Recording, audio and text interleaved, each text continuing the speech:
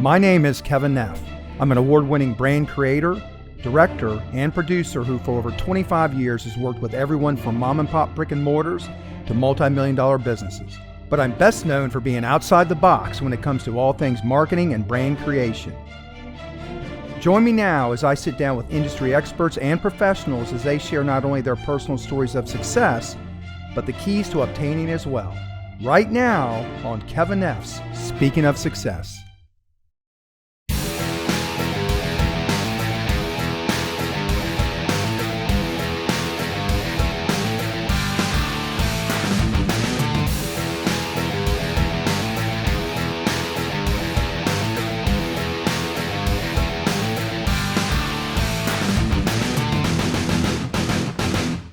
Classic mistake. I was an entrepreneur, started reading my own press, started believing that I was kind of Superman, and I didn't have a mentor, was not in a mastermind group.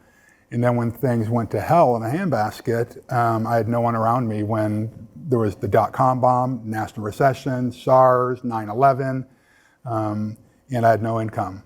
I had money going out, but no income coming in. So she left, and I did have a bit of a wake-up call, both a spiritual wake-up call and a business wake-up call. And so I picked up back then they had Rolodexes, and so I started going through my Rolodex and calling people and say, hey, I'm embarrassed to even admit this, but I am way in over my head. Can you help out? And so one thing led to another, and we ended up getting a couple of hotels in Puerto Vallarta, and so I got a little bit of income coming in, and Suzanne came back. And we tried making it work for a while, but we never really talked about the real problem, my real problems. But anyway, long story short, I keep saying that, but this is a long, winding road that got me here. I think we need to hear it. And but yeah, I was that guy who had pulled out life insurance policies and started doing the math. Like I'm more dead than alive. I realized that if I took my own life, the life insurance policies wouldn't pay out.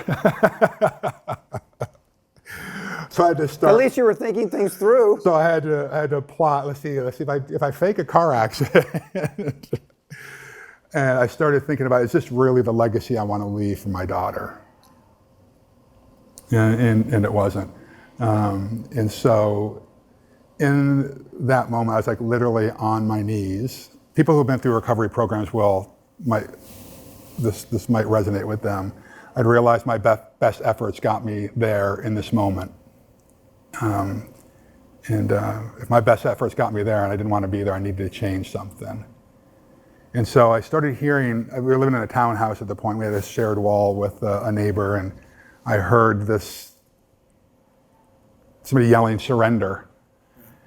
And back then, surrender.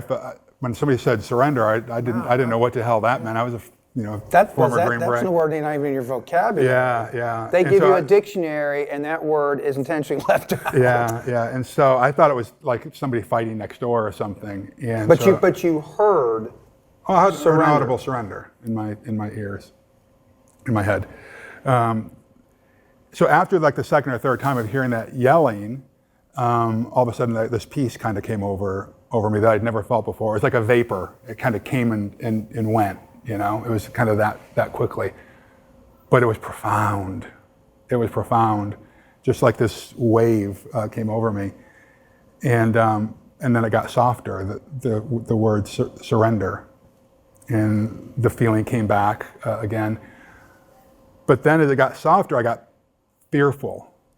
I got really afraid because, and I was begging, come back. I think I knew what it was at that point. I thought I knew what it was at that point. I thought it was the universe, God, Gaia, whatever it is you call it. It was your moment. It was my moment. And I started begging, come back. Like the whispering was, it's getting softer. And then it hit me that, Kevin, if you're across the room and I'm trying to get your attention, what am I going to do? I'm not going to whisper, I'm going to yell. You're going to yell. Right? And at the same time, I realized that when I'm right up in your ear, when I've got my arms around you, that's when I can whisper. Do you ever embrace somebody and you whisper in their ear? Absolutely. Well, that's what I realized it was. You were being embraced I was being embraced. by someone or something bigger than you. Yeah. And so that's when I understood what surrender really was. It's like letting go.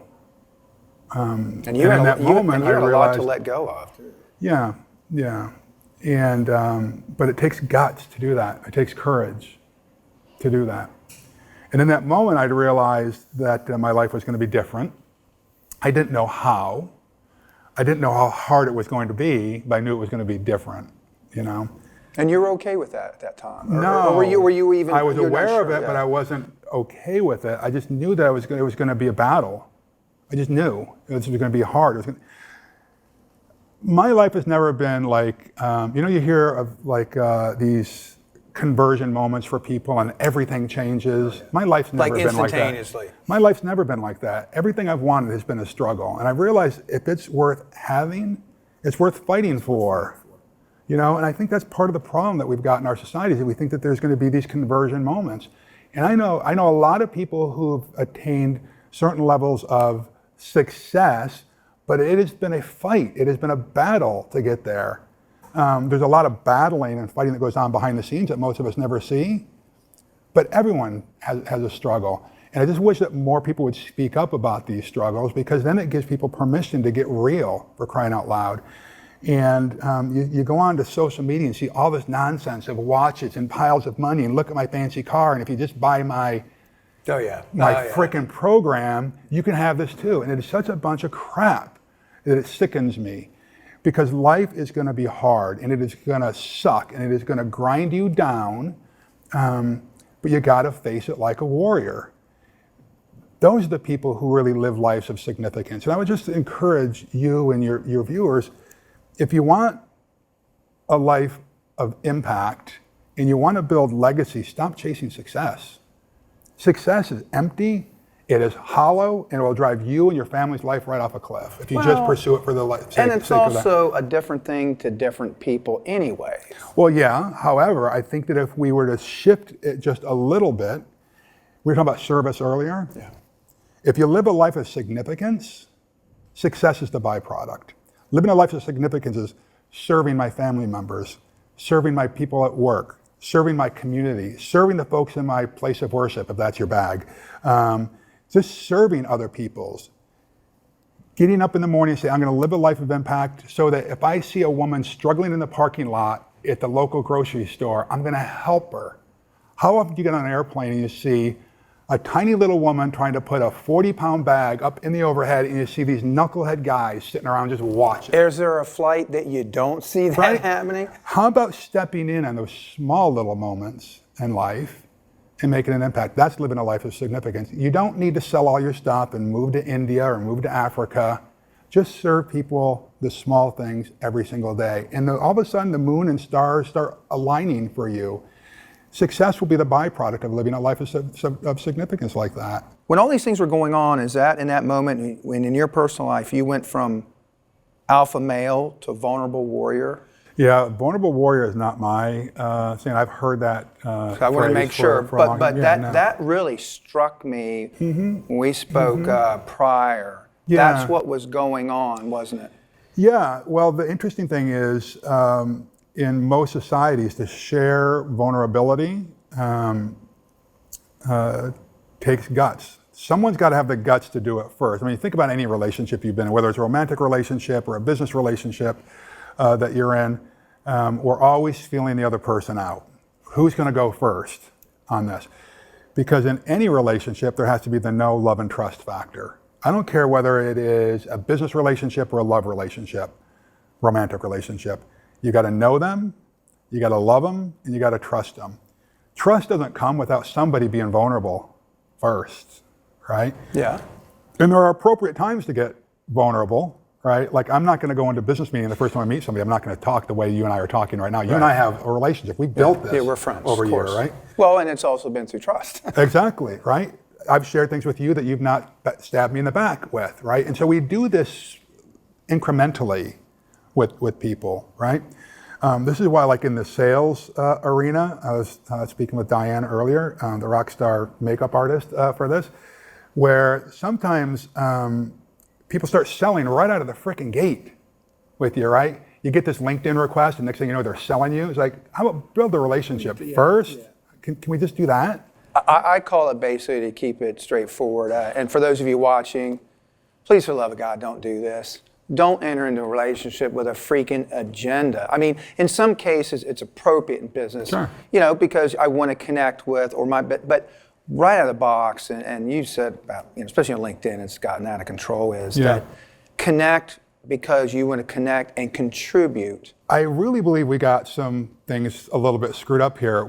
There are a couple of phrases that I picked up on right away when I got into the special operations community. The first one is that individuals play the game, but it's teams that beat the odds. This whole lone wolf myth that we have about success in life is just that. It's a story. It's great romance novels, great movies, but it's not reality. Anyone who lives a life of significance or has any kind of modicum of success has people around them, helping them get there. We've got teams. We may have an administrative assistant. We may have a virtual assistant. You may have, like my hotel company, I have a whole office of rock stars who are bolder and brighter and smarter than I am. Snipers have spotters. I've got a swim buddy if I'm diving or whatever it is. You don't do anything by yourself and succeed in life. So that was one. The other one was this. Tough times create tough men. Tough men create easy times. Easy times create weak men. Weak men create tough times. It's an ugly cycle. It is. Or not so ugly, right? Depends on which part of the apex you are in, or part of the circle. Right. So to transition from, which I believe that we're in, I think we've got a lot of, now you can take out men for people if you want, or non-binary, whatever you want to do. I don't give a We're speaking in general terms. I think that we're in a time of weak people. I agree. Now. I agree. And the great news is this goes in cycles, okay? It doesn't mean we always have to be stuck here, but what I'm really fearful of is that we have wrapped our children and ourselves in this bubble wrap that we can't have discourse. If I realize that you're in that tribe and I'm in this tribe, then we can't talk. But remember Ronald Reagan and Tip O'Neill, opposite ends of the political spectrum, right? They were hated rivals by day, and they were working deals over bourbon or whatever at night. But our country moved forward. That's right. They gave their followers and parties what they wanted publicly. Yeah. But behind closed doors, they got stuff done. We don't have that right now. No, we need it desperately. And so it's I'm right and you're wrong. And if I think you're wrong, I don't even want to hear you. In fact, I will shut you down. Right? And it's on both sides. My side gets the fame and your side gets the blame. That's right. Yeah. We've got to get beyond that. And I think that part of it has to do with, these keyboard warriors who are really brave when they're typing out anonymous messages to people. I had to call those keyboard cowards. Oh, keyboard, that's even better. Keyboard cowards. Yeah, because they would never say that to your face, right? I think a lot of it has to do with fear. Fear is just an ugly, ugly thing. I don't live a life without fear. I mean, I'm afraid of things all the time. But I think you got to lean into it. You have to embrace it. It's not the same today. So it takes guts to reach out across the aisle, and when it comes to politics, and hear dissenting opinions. So I really want us to move out of this weak men phase. I wish there was a way to skip over one of the steps, but we're moving into tough times, because tough times are going to create tough men. Our country, we've got it pretty easy because we've not been invaded. We haven't had a civil war in a long time. Most countries can't say that, right? Now, we might be heading into one, a civil war, but it's going to create a tough time. Tough time, going to create tough men. I just think that we have a very strong fabric here in this country, so I still remain the optimist. How did you go from serving our country and of all things on earth, the hospitality industry, but I also want to know, because amongst everything else you've done, whether it's, and you are a darling of the media, you've done as many appearances of the media as anybody I've ever met, best-selling author, international speaker, consultant, all these things, but you've had extreme success in the hospitality industry. Yeah. So how did you get into it, and then what are the keys to your success? There's a lot wrapped up into that, and yeah, we've had some successes in the hospitality industry, but we've had some tremendous failures as well. And, well, it's a tough business. And we make mistakes along the way. So we are not flawless in our performance, but we're tenacious for sure. So the transition came from, being overseas a couple of times in the military, I would scratch my head and think, dang, if these idiots can run a country, I can run a country. How hard can it be? It's the entrepreneurial mindset, right? And so what I thought I was going to do is actually get out of the military, go to school. I had the confidence in my learning ability at this point that I was going to be able to go to university and do well, which, by the way, I did. But I thought what I wanted to do was maybe get into the State Department, maybe run for political office one day. And so I had some friends who had moved to San Francisco. Back then, the university system for California residents was still a great value. And so I moved there to go to college, to go to university. And my first job was as a night auditor at a little no-tell motel in the Tenderloin in San Francisco.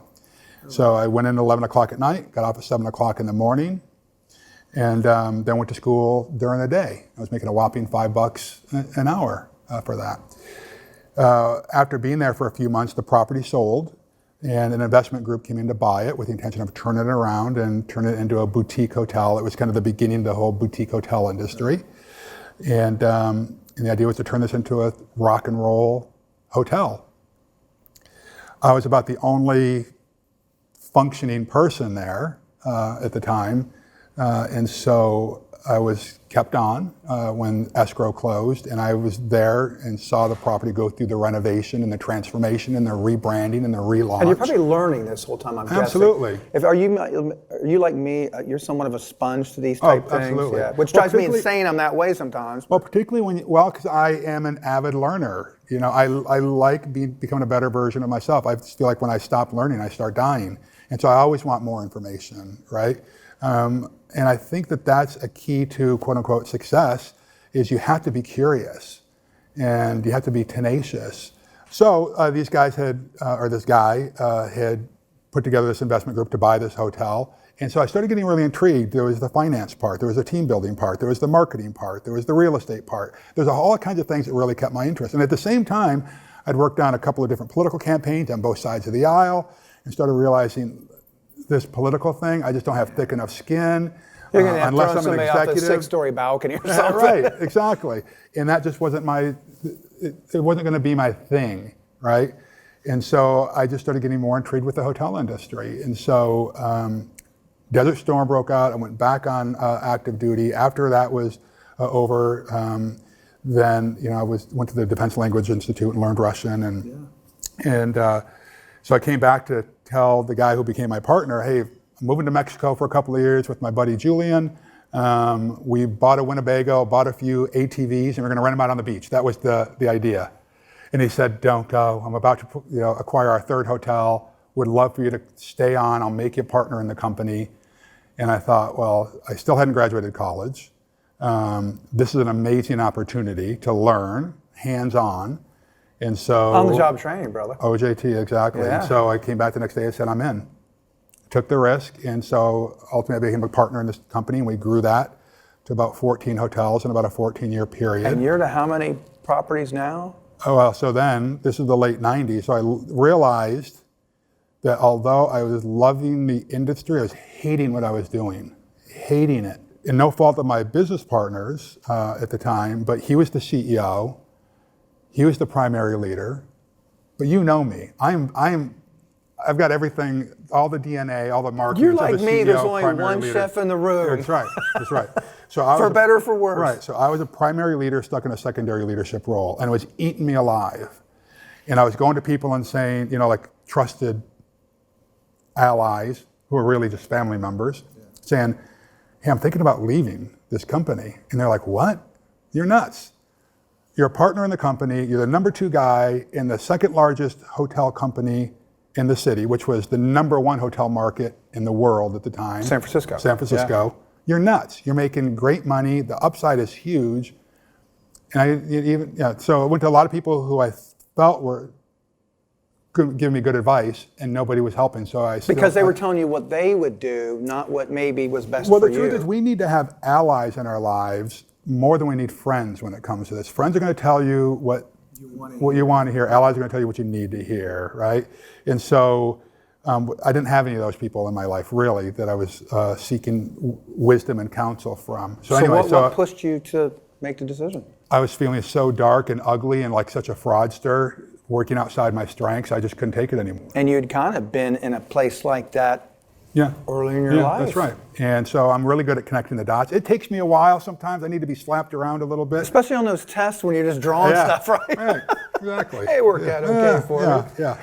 So my then wife and I, we were trying to start our family, and she was working as many hours as I was, so we decided I was going to leave the day-to-day role of my company and move to Santa Barbara, and so we did. So you'd asked about the keys for success. I think, there's not one, but I think there's a bunch of them. I think serving other people is really powerful. Don't be an asshole, You would think that would be a common sense one, wouldn't you? But it's not. It ain't so common. How many times have you worked for a leader or seen a leader and they treat their team members like garbage, they grind them down, they don't speak positivity into their lives? Yeah. Well, don't be that person, right? But I see it every single day. You've got to be tenacious. Tenacity eats talent for lunch. I see a lot of talented people out there who are just living lives of mediocrity because they give up when the going gets tough. You've got to be willing to grind it out. Tenacity eats talent for lunch. Yeah. I love that. Yeah. I love that. Yeah, that's Larry. So now your book, you've got the new one coming out soon. And the name of that again is? Well, I don't know about how soon. I'm working on it right now, called Alpha American. Okay, but the book before that, which is out a bestseller. That's the number one bestseller. And I've not gotten into all of it, but what I've read is outstanding. It's definitely comes from a different, I don't want to say perspective or angle, but I don't think unusual, maybe unique. It was just, I got to say, it's a unique book to read, and I highly recommend it. That book's been out. What made you write that book? So this is the second edition of this victory book. The first edition I wrote about... Great cover, by the way. I love the cover. Yeah. So the first edition, it was just, we need to get out. I wrote it with a co-author of mine, and it was written specifically back then for veteran entrepreneurs. And you probably picked up on it. It's a pretty direct book. Yeah, it's like I don't pull punches. It's like you and I are talking now. Yeah, right? Yeah, but it's like I'm not sugarcoating. It's a little beyond that though too. I mean, I was kind of like, oh, okay, well, but it made me want to read more. Well, okay. So I mean, a lot of people have countless messages who said the introduction and I think it's called chapter 9. I think it's called Freedom Road is worth the wait. I mean, those are it's like a call to action, right? So. So the first one was for veterans and sold tons of copies of that first one. And in fact, much of that curriculum was picked up by the SBA. They have it's called the Boots to Business program. A lot of that curriculum. And they're doing some awards with them, I believe, too. Yeah. And so pieces of the book have been used with our permission for other books. And we knew it was transforming lives. And I got tired of just saying, hey, even if you're not a veteran, this is a good book. So anyway, I rewrote it with the intention of expanding it. So it's got about a third more content. It's got some great pictures and graphs to make points in it now. And it's much more my voice. And it's, instead of using military acronyms that most vets would know, anybody can read it. Yeah. And so I took a little bit of a different bent angle on it. And you mentioned the cover. Spent a lot of time on the cover on this thing. Well, as a guy, a brainy guy, it's probably one of my favorite book covers. Is that right? Oh yeah, absolutely. Good. Especially the full cover. Well, I'll tell you what you should have seen. When I first went to the cover design person, it was terrible. It really was. The second version was terrible. The third version was terrible. So finally I said, let me do it. Let me take a stab. I was going to ask you, because I've been through so many times, did you finally get involved? Because you're always like, just like the people telling you, well, you're not going to be a veterinarian, you're assuming that, well, he or she's a graphic designer, they got to know, what do I know? Yeah. But I tell many times, just getting involved, you will create what you feel or want. Well, so here was the thing. The message in this book, Victory, by the way, which is 7 revolutionary strategies for entrepreneurs. It talks about, it's basically an acrostic. Victory V is for vision, I is for intel, T is for teams, right? So it goes through each of that. But the basic premise of this book is that it's capitalism, it's entrepreneurialism that is going to save the world. More people have been moved out of poverty through entrepreneurialism and capitalism than any other social program in the world. Oh, 100%. You know? All right, you say 100%, but then why is it that 34, I think, percent of people from 18 to 26, I think it is, based on Harvard's study, have a favorable view of socialism and a negative view of capitalism, right?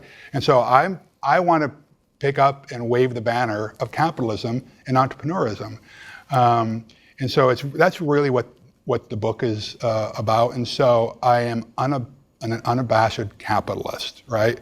And I think there are great things. And there's not a damn thing wrong with that. No, there's not. Although I see more and more people once, speaking out against capitalism. But when you scratch the surface, you realize that they don't really understand what the alternatives are. It's not perfect. It's not a perfect system. But I can tell you, there is no perfect system. No, because we're living on Earth, right? That would be Nirvana. That would be Nirvana. And not the band. Yeah, that's right. And a lot of us have been pursuing Nirvana for a long time, and it's a little bit elusive in this lifetime, right? But we're working towards it, right? But I do like that there are people that are much more aware. It's called, this movement, conscious capitalism, right? We can serve humanity, serve our fellow people while making a profit, right? And so anyway, so that's really the messaging of the Victory book. But the idea is this, the cover we were talking about, you've probably picked up on it knowing you, it's really a takeoff of a Soviet propaganda poster, right? Damn well I picked up on it. Yeah, and so the coloring, the tone, everything has to do with that. And so the banner is very intentional, right?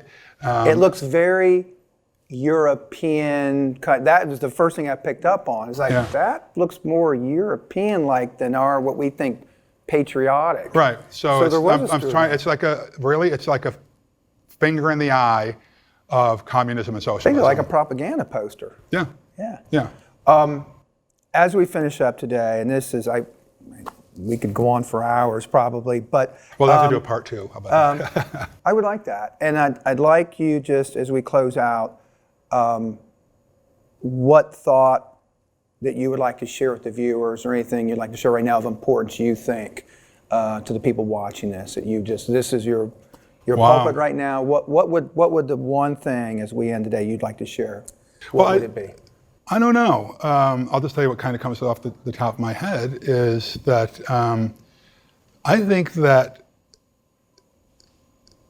if people would just lean into their fullest potential, pursue excellence in everything that they do, and I've said it a few times, act as if you've got courage, even if you don't think you do. Just act as if things will start to change.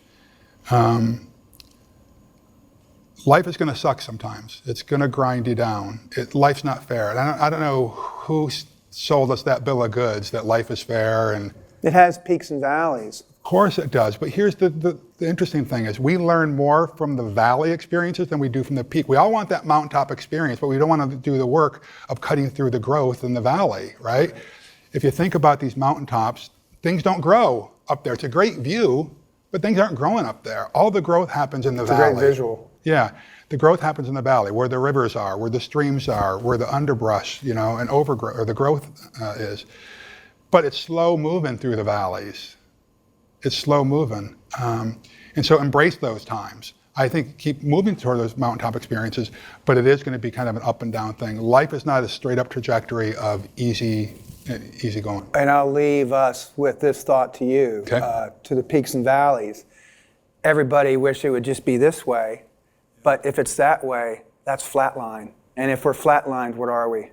Yeah, you're dead. We're dead. And you and I definitely are not that. No, we're not. Larry, you're an extraordinary man. Thanks, and that Kevin, was an extraordinary interview. And thank you so much for your time with us today on Kevin Neff Speaking of Success. Awesome. Thank you. Outstanding. Thank you.